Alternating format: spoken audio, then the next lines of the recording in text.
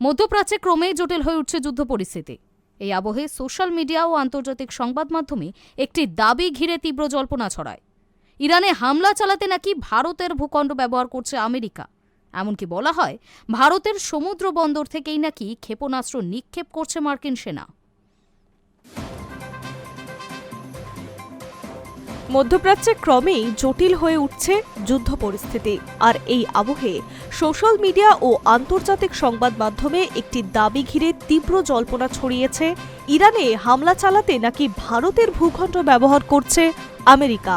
এমনকি বলা হয়েছে, ভারতের সমুদ্র বন্দর থেকেই নাকি ক্ষেপণাস্ত্র নিক্ষেপ করছে মার্কিন সেনারা। তবে এই দাবিকে সরাসরি ভিত্তিহীন ও ভুয়ো বলে উড়িয়ে দিয়েছে ভারতের বিদেশ মন্ত্রক। বিতর্কের সূত্রপাত একটি ভিডিওকে ঘিরে।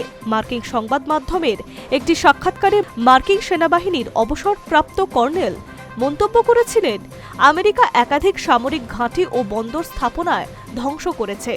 বর্তমানে ভারতীয় বিমানবন্দরগুলির উপর নির্ভর করতে হচ্ছে আমেরিকাকে। তার এই মন্তব্য দ্রুতই সোশ্যাল মিডিয়ায় ভাইরাল হয়ে পড়ে। সেই থেকে শুরু হয় জল্পনা। তবে কি সত্যিই ইরান সংক্রান্ত সামরিক অভিযানে ভারতকে ব্যবহার করছে আমেরিকা? কিন্তু দ্রুত এই দাবি খারিজ করে দেয় ভারত সরকার। ভারতের বিদেশ মন্ত্রক ফ্যাক্ট চেক ইউনিট জানায়, এই খবর সম্পূর্ণ মিথ্যা এবং বিভ্রান্তিকর। সরকারি এক্স হ্যান্ডেলে স্পষ্ট করে বলা হয়, মার্কিন সংবাদ মাধ্যমে প্রচারিত ওই বক্তব্যের কোনো বাস্তব ভিত্তি নেই। জনগণকে এই ধরনের ভুয়ো তথ্য সম্পর্কে সতর্ক থাকার আহ্বান জানানো হচ্ছে।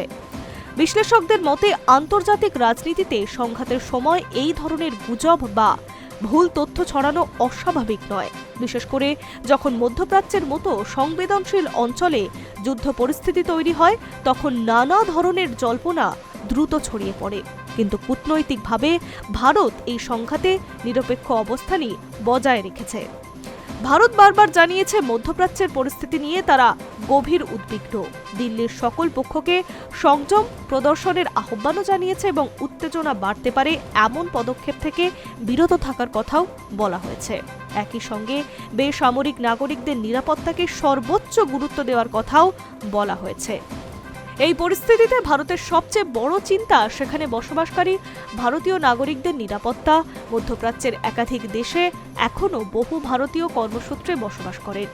তাই ইরান ও পার্শ্ববর্তী দেশগুলিতে থাকা ভারতীয়দের নিরাপদে ফেরানোর জন্য কূটনৈতিক ও প্রশাসনিক স্তরে সক্রিয় হয়েছে সরকার।